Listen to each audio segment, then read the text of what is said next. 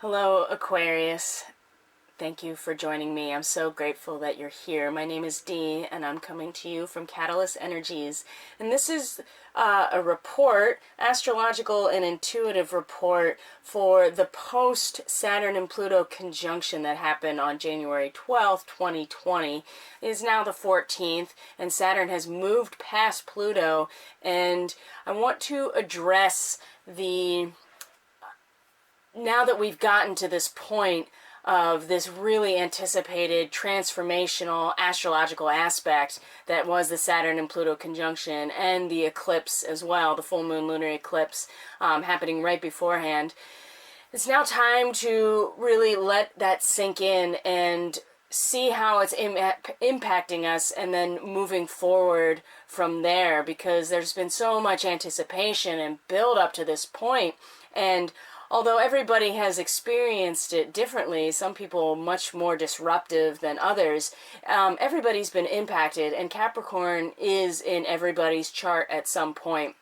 And so I want to take some time to go through each of the signs and speak a little bit about how the conjunction may have impacted you, what part of your chart it may have impacted you, what's going on now that could be supportive of this transformation, and then read the cards that I pulled for the astrological sign in order to give some extra guidance and support on this journey, because it has impacted everyone, and nobody's really escaped, although it has been very different. So for Aquarius, Sun, Moon, and Rising, the conjunction and the stellium of Capricorn, and a stellium meaning that there are 3 or more planets or points or objects in a particular sign. The stellium of Capricorn has been happening in our 12th house, and I say we because I am in fact an Aquarius rising 0 degrees.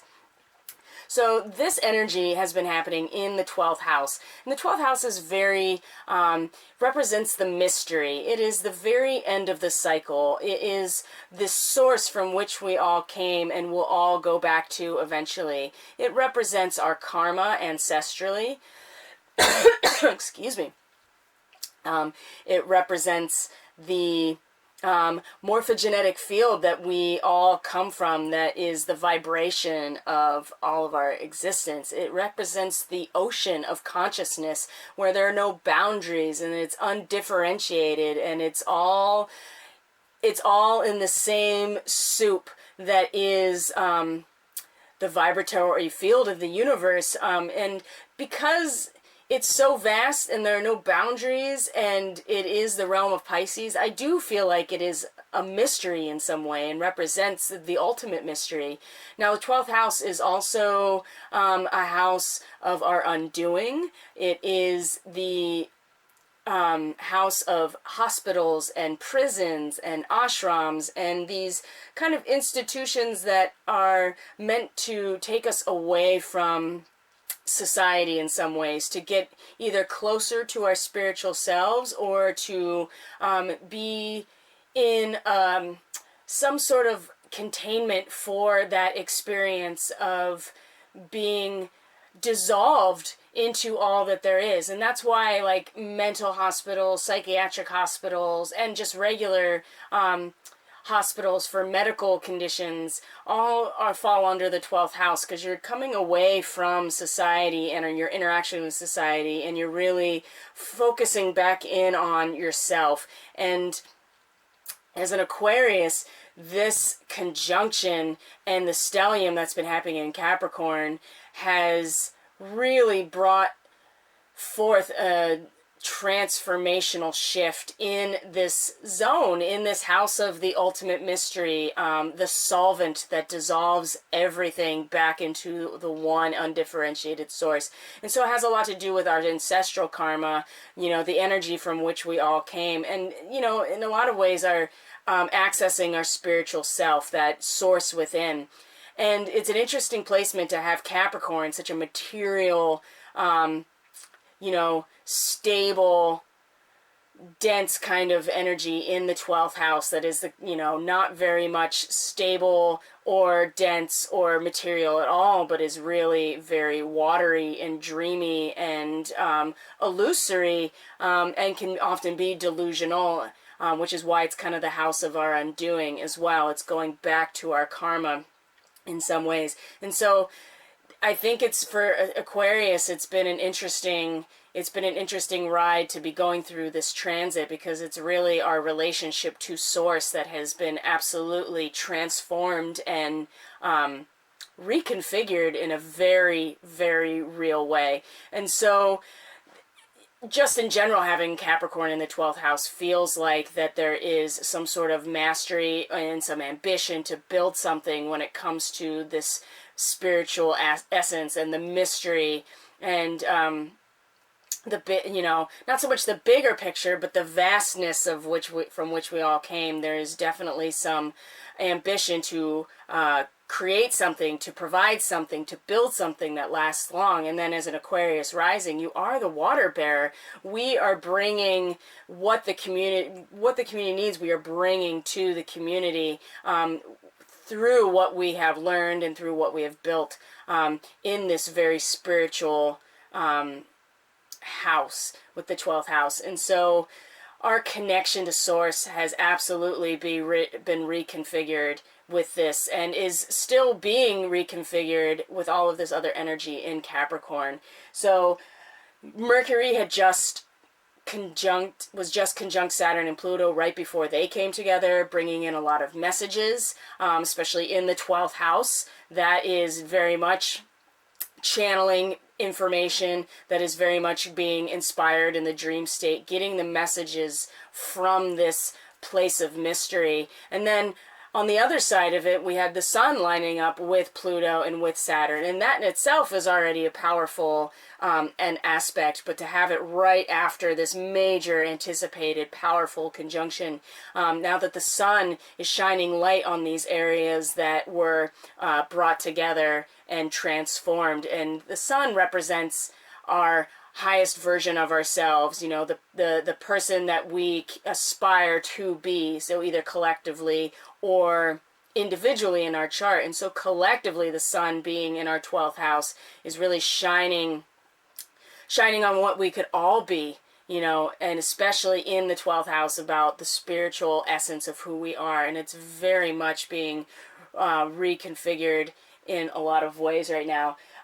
We have the moon in Virgo, which is the 8th house for Aquarius, and that is the realm of the subconscious, of death and intimacy and trust within relationships. The 8th house is about shared resources and the responsibility that comes along with being in partnership of any kind, and that there is an inherent power dynamic there. That's why it has a lot to do with facing death, because it's not really death in a physical way, but it's the death of our egos. Because once we enter partnership in any way, either business or personal or romantic or marriage or children, any of these things, even with ourselves, the ego has to die in some ways in order to see that there is, in fact, more to the picture when we come into partnership, and that we are responsible for the energy between the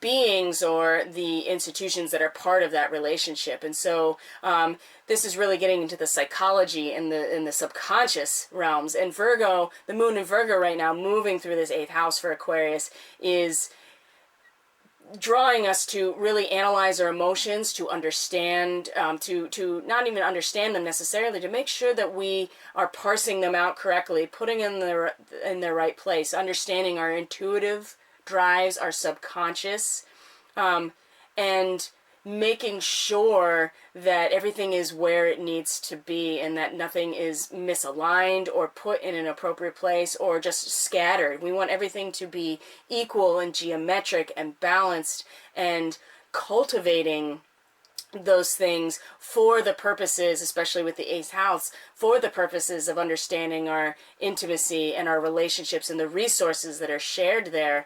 And so it's very much, the 8th house is a water house, and so is the 12th house is a water house. Now, in Aquarius, the 12th house is an earth house, and the 8th house is also an earth house. And so it's very much about a physical manifestation when it comes to the spiritual mystery and the mystery of power and power dynamics. And so the moon is allowing us emotionally to kind of put everything in its place, everything that we've learned, everything that's come about with this transition and this transformation. Now the moon is giving us the analysis, and to be the analyst in order to make sense of it all, and to make sure that we are not that our emotions are placed properly and where they need to be for us to get the most out of it, especially when it comes to how we relate to shared resources and power and intimacy and trust in relationships.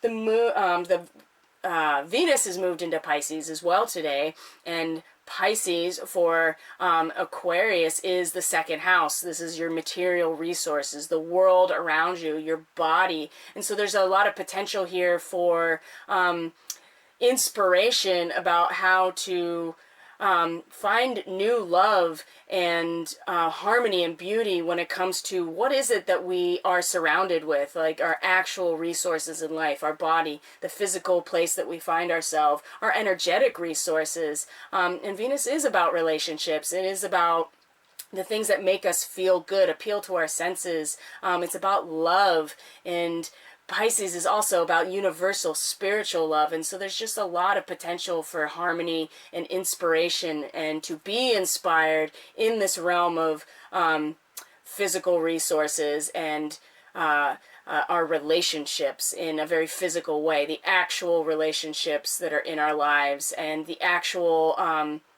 projects and work things that we interact with, the physical aspects of our life that we interact with. And this is a real potential to be inspired to look at those in a way and to find harmony within our actual physical life and our physical resources. So that's really when it comes to the second house and the eighth house, they are opposed to each other, because one is the resources and one is the dynamic when you share resources, when it's beyond just you. And so Venus is inspiring us to find beauty and harmony with our resources, with our relationships. And Virgo, the moon in Virgo, is now allowing us emotionally and subconsciously, intuitively, to analyze how we show up, not only in relationships, but how we interact with the dynamic of shared energy in a relationship, whatever that relationship is, and the power that is between any or among any entities that are in partnership, and how we are responsible to that as opposed to just our own needs. And so Venus, it's so nice to have Venus in Pisces in our physical resources, because it allows us to soften and to look to what's beautiful and loving in terms of our resources.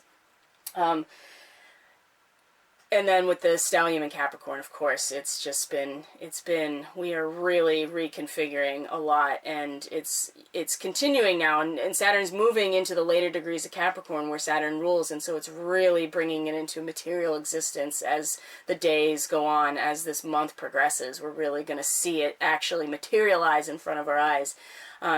So with the reading, we're going to look at what the energy that we have brought into this situation, or has come with us into this moment, and that is the Three of Scrolls, which is setting your course. Now the scrolls are about the mind, it's about communication, written messages, and the 3 is a very catalyst type of number. It is very balanced. It's a triangle with 3 sides, and it's really about when we've come into Aquarius, as we've come into this moment, we've really been looking ahead and attempting to set our course, to see ahead to where we're headed, and to plot the path to get there. And I think that Aquarius has really been, if you're an Aquarius and you've been doing the work, this has been happening already. And it's clear that that is the case, because as we're moving into the age of Aquarius, people that have strong Aquarius in their chart, so sun, moon, and risings, are potentially really powerful, strong aspects to Aquarius. We're kind of leading the way in some ways, because we're coming into an age that's very much connected to the Aquarius energy. And so as this has been building, the Capricorn energy and the Saturn-Pluto conjunction, we have been setting our course. We can see the path ahead, and we are laying out the the direction to get there. So what's going on right now? What's the energy of this present moment that we have? Oh, and it's a one of scrolls, which is on track. So Aquarius, this conjunction has, and the stellium in Capricorn has allowed us, we are now feeling like we are on the right track. We have set the course. And now we can kind of look, because this is the one of scrolls, so in a linear timeline, you know, we're going backwards, but really what it is that we now feel in our hearts something that we may have not actually felt, which is that we in fact are on track. You know, we are getting on the train, we know which direction we're going, and we are, it's in motion, it's happening, and it's, you know, again, it's about the message, it's about the communication, it's about what we've conceptualized, you know, what is the framework in which our perception is like building our reality. And we are on track. If we have aligned with this conjunction, Aquarius, if we have taken opportunity to really let it reconfigure our connection to spirit and to the, into the oneness that is everything, then we in fact are on track and we know exactly where we're headed. So far so good. So what are we consciously aware of? You know, what is it that we're focused on that is going on in these upper chakras, the messages coming in, the awareness that we have that we're working with? And it's number 6, the divine physician. So I feel as if, again, Aquarius, having had this transformational experience in the realm of the great mystery, the spiritual essence, we are now either healing, and we are aware of that we are experiencing divine healing, and then we are aware of that, or that we are aware that we are embodying this role somehow. However you want to identify it and make sense of it for yourself, there is an awareness and there is a focus mentally and cognitively, and in these upper, you know, intuitive, you know, third eye kind of way, that the divine healing is where the focus is, either the planet or our community or within ourselves, and we're very much aware of that right now. So what's going on below the surface? What is in our subconscious realms? Where are we energetically rooted that we might not be necessarily aware of? Now, 2 cards came up for this. Now, again, another scrolls, the 7 of scrolls, industry, intricacies in industry. So it's very interesting, too, that Vesta, the asteroid Vesta, is at 13 degrees of Taurus. And the Sabian symbol for that, the key word for it, is actually industry. It's this idea that anything worth building is going to take time, it's going to take planning, it's going to take strategy, and it is in fact intricate, and there has to be work done. And Vesta represents the fire, the eternal flame that is kept alive in service to humanity. And the Vestal virgins, in terms of mythology, are the women that have chosen to be a free agent, in that they are actively and by choice keepers of the flame, making sure that it doesn't go out, because the flame is for everybody's spiritual inspiration, and Vesta represents the service, right? It is very much attached to Virgo, of being of service to the community, of service to humanity. Now, where we're rooted, I'm getting off track here, but the point is that there is a rootedness, a spiritual, intuitive, subconscious rootedness in the idea that things take time, and they take planning, and they take strategy, and anything worth building is going to be something that takes work. And I think that this is good that we're rooted in this, because it's an understanding that this is what it's going to take. Even though we're aware of like this divine physician, you know, this divine healing, you know, if this is a role that we're embodying or that we need to incorporate into our own healing, we do understand on some level deep down that anything worth building, it takes time and it takes work. Now, what is also here is the One of Roses, but it's reversed, which is commitment.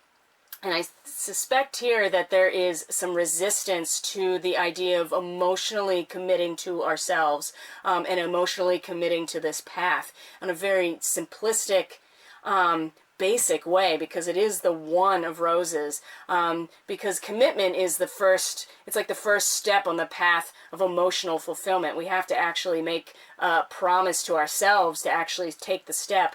And I think that although we understand mentally that we're on course and that we're on track and that it takes work, there's something here that is not quite, we haven't really taken that step. Now, this could also mean a commitment to ourselves. When a card like this is reversed, it's not necessarily about the energy not being fulfilled fully, but it could also be internalized, and that this is, that we're also rooted in this commitment to ourselves, to our own development, and to our own emotional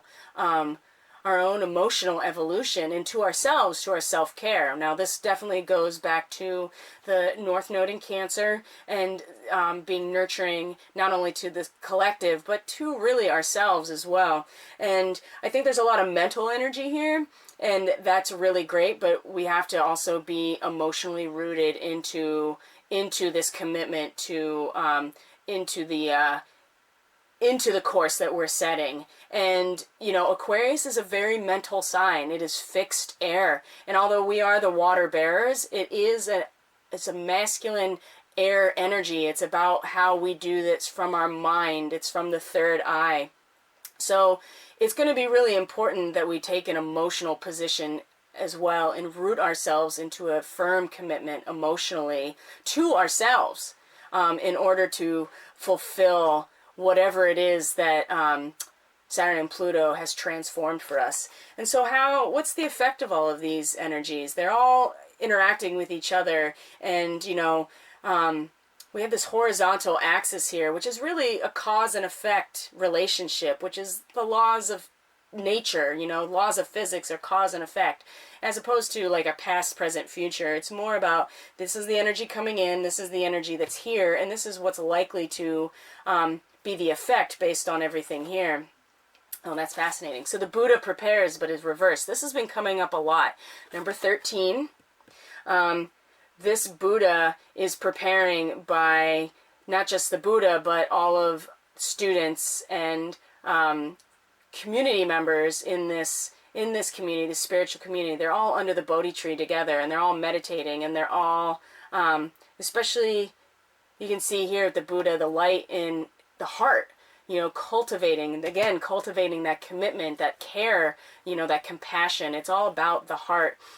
The fact that it's reversed is suggesting to me that the effect is that the Buddha has now prepared and it's time to come out. And with the divine physician in this like conscious awareness, we do know that it's time for us to come out of our preparation. And Saturn and Pluto conjuncting, I think, was that trip that wire in a way. It was, we've come to the point where we've had a spiritual transformation through Pluto over so many, 12 years it's been working here, and it now is solidified with Saturn lining up there.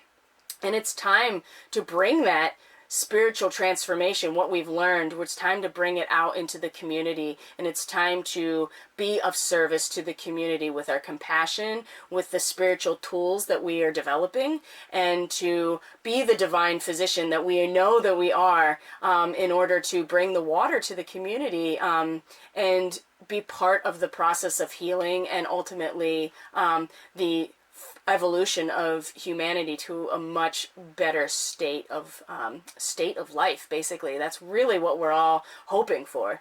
So there's the reading. I'm going to pull some animal cards, animal messages. I'm really feeling very called to have the animals be part of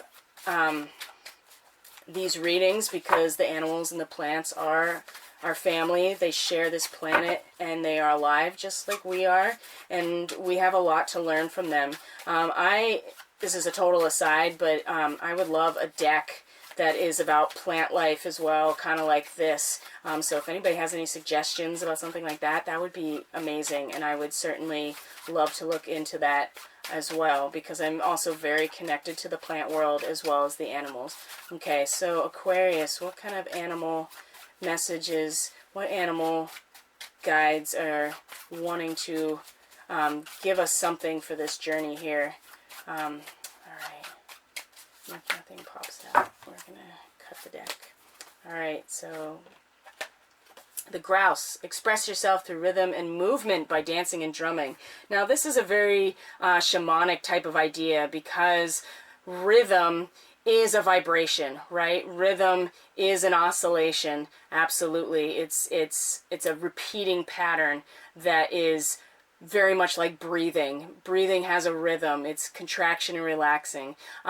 This is also a technique to change your level of consciousness to access different information. Indigenous shamans typically use things like drumming and dancing and chanting in order to shift their consciousness to tap into other realms, to do healing work or to get information. And so we are really being asked to tap into these resources in order to more fully align with this shamanic role that I think that this reading is absolutely suggesting that we are meant to step into as well. And so however you want to do that, dancing, drumming, all of these things, chanting, toning, it's more about getting into rhythm. Even just like diaphragmatic breathing, I think would certainly fulfill this need to express yourself in your body. And then the other one is this is an emu. This is a good time to go on a new adventure, and that can mean all kinds of things. I will say that Sagittarius is the 9th house, or no, sorry. Yeah, Sagittarius is the 9th house for Aquarius. I am getting confused right now because my 9th house is like the tail end of Libra. No, it's Libra. Libra's the 9th house. Sorry. Libra's the 9th house for Aquarius, which is about balance and is about fairness and justice, and it's an air sign. So going on a new adventure certainly can widen that perspective of what is just, what is fair, what is balanced. And there is very much, and the 9th house is the Sagittarius house, actually. And so I think it might be worth it. Whatever the new adventure is meant to widen our perspective in order to understand what is more just, what is more fair, what seems and feels more balanced from a mental perspective and aesthetically. And a new adventure could be anything. It could be taking a new class. It could be literally going on an adventure. It could be a new adventure in your mind. It could be a new creative adventure. And I think with the grouse, shifting your consciousness in some ways is going on a new adventure if you're willing to do so. Some sort of journeying practice, I think, could really fall into this. But the point is, I think, is to certainly change it up and to add new information into your repertoire of existence so that you can experience more things and kind of widen your perspective in order to be more of service to humanity. Because the more perspectives you have, the more you're able to relate to others and share in their experiences and be able to offer them something. So Aquarius, that's your reading for this post-Saturn and Pluto conjunction aftermath. If you are interested in a reading or to reach out at all of my information is in the description box below. I also am going to take a picture of this reading and post it in the comments section so you can refer to it as you're following along if you want. And I really appreciate you being here. Thank you so much if you've subscribed. Thank you if you are choosing to subscribe based on this channel. You can get a hold of me through my Facebook or my email. Like I said, description box below. All of that information is there. And I look forward to hearing from you, hearing your comments, and also seeing you on the next video. Take care of yourselves. Goodbye.